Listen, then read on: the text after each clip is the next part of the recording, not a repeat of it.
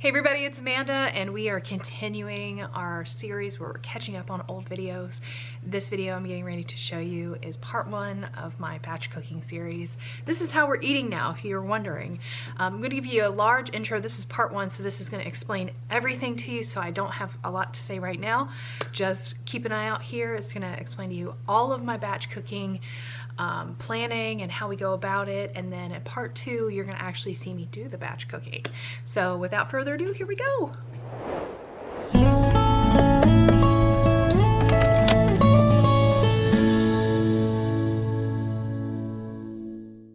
Okay, so a lot of people have been asking where I've been, and I've tried to put it on Facebook and Instagram and even in the comments on some of my videos, and I got a job, you guys.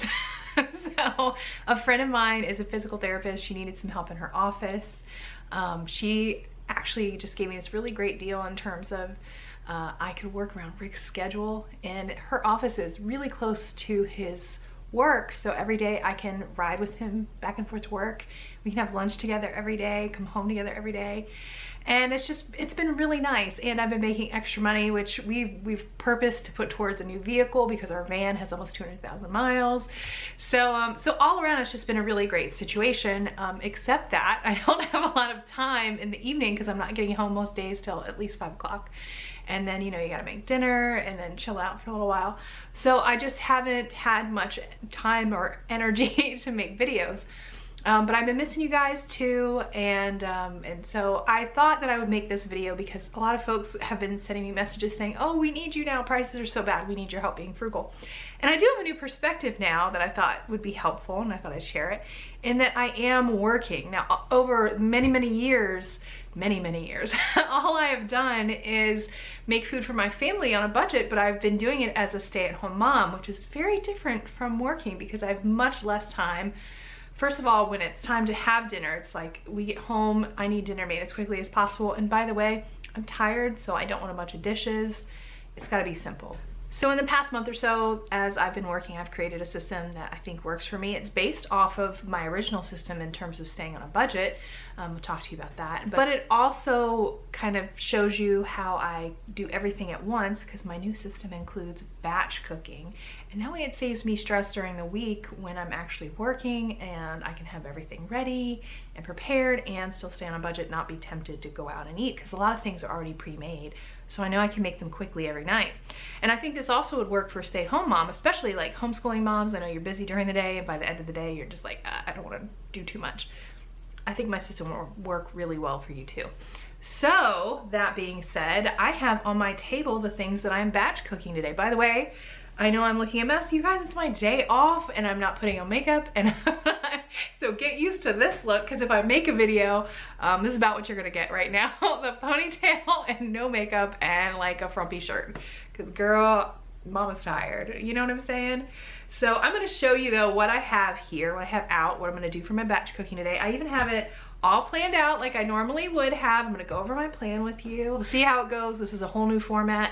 We're gonna go with it. But first, batch cooking. Let me show you what I have on the table. So first of all, over here I have a whole chicken. Now that whole chicken is one that I got from my discount store for like $5. So I took that out. That is actually going to go in a crock pot. I'm going to use that to make just chicken meat that I'm going to use throughout the week. At least 3 meals for Rick and I. And I'm also going to use the meat and bones to make broth, because you know, we don't leave anything over. I pretty much do that every week. I've done that for years. You guys know that. Still doing it. The butter is just to thaw. That's not really particularly for meals. Turkey bacon, taking that out. I'm going to pre-cook that. We're probably going to put it in the freezer. These chicken breasts. Oh, by the way, I got this for $1.99 or about $2 at my discount grocery store.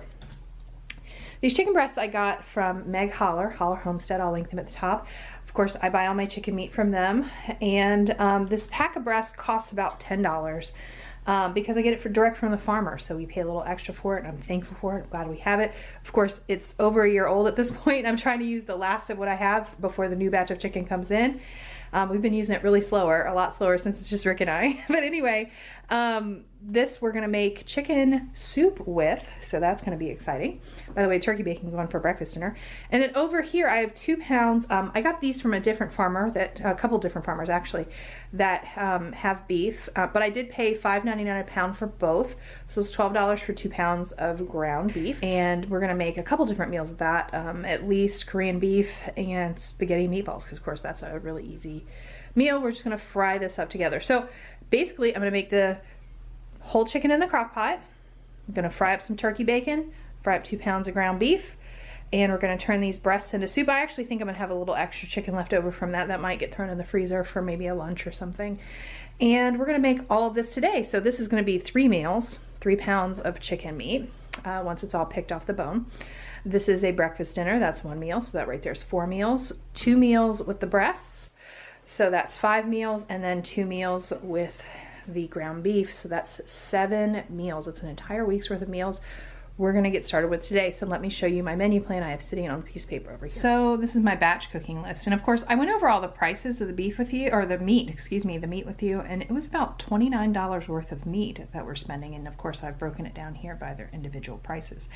But I have my menu that I've planned for the week, and you can see it's done by my days off during the week. And so the first day, of course, you're off, I'm making that soup. We're going to enjoy that with some rolls that I have left over from a family event we had this week, and some salad.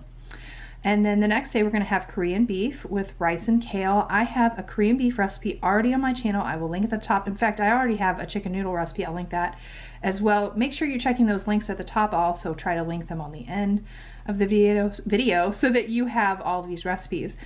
So the leftover chicken soup, we're gonna hold it until day 3, and then we'll have it again. That way we can kind of break it up a little bit. But if we feel like it, maybe I'll have it the second day. But anyway, day 4, chicken burritos. Now I don't have a recipe for that. You guys know that that's pretty easy, but you might get to see how I make it. Again, spaghetti and meatballs, no recipe for that. Well, it's not really meatballs, it's spaghetti and meat. Because I'm just frying up the ground beef and I'll toss it in.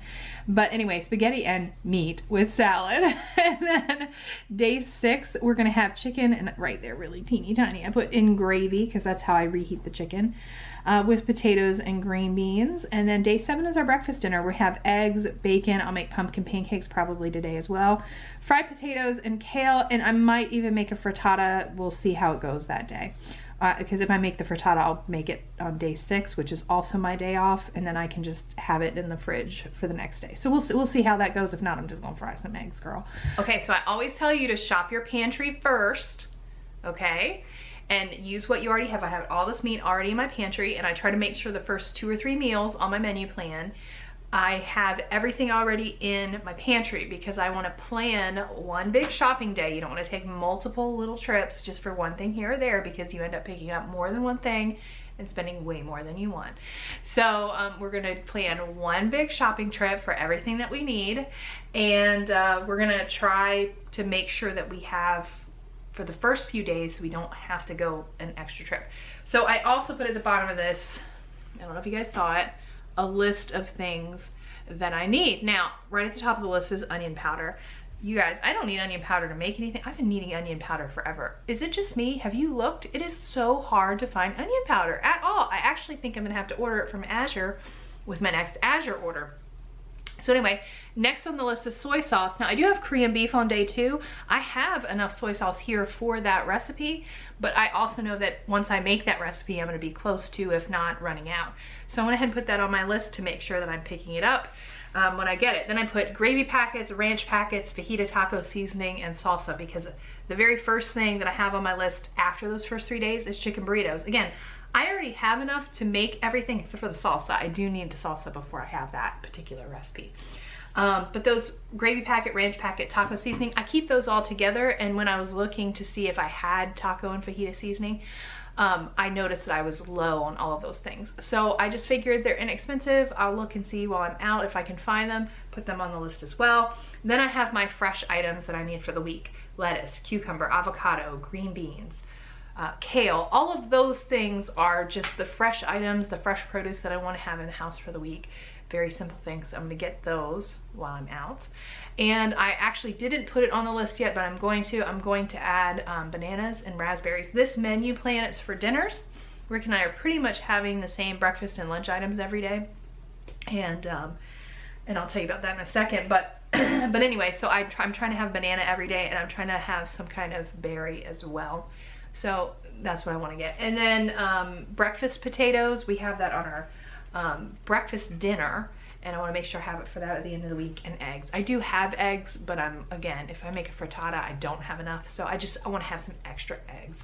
That's all I have on my list, but while I'm here, let me write my banana and raspberry. So while we're on that topic, because I wrote it down, for breakfast every day. Rick does not eat breakfast. I mean, there's just no getting around that. I've tried a million times to make that man eat breakfast. He doesn't. He doesn't like to eat early in the morning. He likes to have a bigger lunch, and so I'm not fighting with my 43-year-old husband over something like that. You know what I'm saying?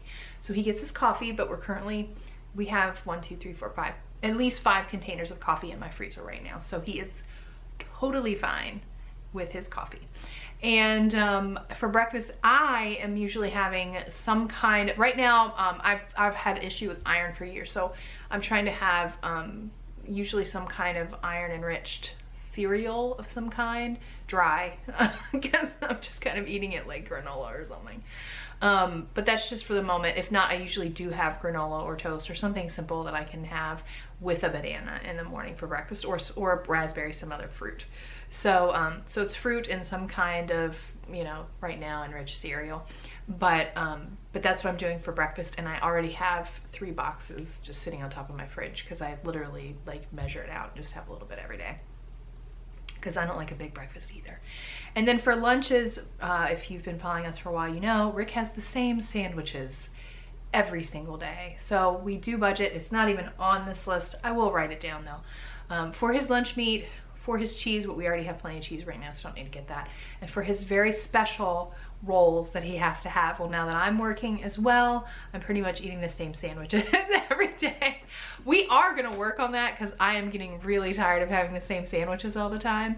Thankfully, and I don't know if you noticed it, on the side here I wrote my days off. So I actually have a day off and then I work, and a day off and then I work 2 days, and then a day off and then I work 1 day. So my days off are kind of split up enough that it doesn't feel too overwhelming. Like I'll at most have 2 days of sandwiches, and then I can have something else, and then another day of sandwiches, and then something else. But I'm still kind of getting tired of it, so I am gonna work out something there, but I haven't done it yet. So right now it's just sandwiches and bread. So that goes on my grocery shopping trip as well. But anyway, so that's what we're doing for breakfast and lunch. Very simple stuff, pretty constant every day, so there's just nothing different about it. In terms of the lunches on our days off, a lot of times on the days off, those are the days that we will actually maybe go out and have a lunch. Lunch is cheaper than eating out dinner. And if we eat at home, we'll usually eat leftovers. So those days off are free reign. We'll see how that goes. But I am going to try to keep track for you for this week of batch cooking, so you can see about what we're spending, how we're managing on a semi-tight budget. And I think it's very reasonable, particularly when you see how much we spend for 2. If you double it, it's still not going to be, you know, if we spend roughly, prices are so high it's hard to gauge, maybe about $60 to $70. If you double that, it's $140 for a family of 4. That's a very reasonable budget, especially given what prices are. And if I needed to, I could certainly tighten it up, because you guys see me do that a million times. So all right, with that being said, I've given you such a large intro. Let's go ahead and get started on our batch cooking. And the first thing I'm gonna do is put the chicken in the crock pot. Okay, I hate cutting you off there, but this was a really long video and I wanted to give it to you in 2 pieces. So this one was just the planning. Next one, you're gonna actually see the batch cooking. So come back tomorrow and you will see me start with that chicken and getting everything going, and you'll see how it all comes together and I prepare everything for my weekly menu planning. So anyway, thank you for joining me. I'll see you guys next time. Bye.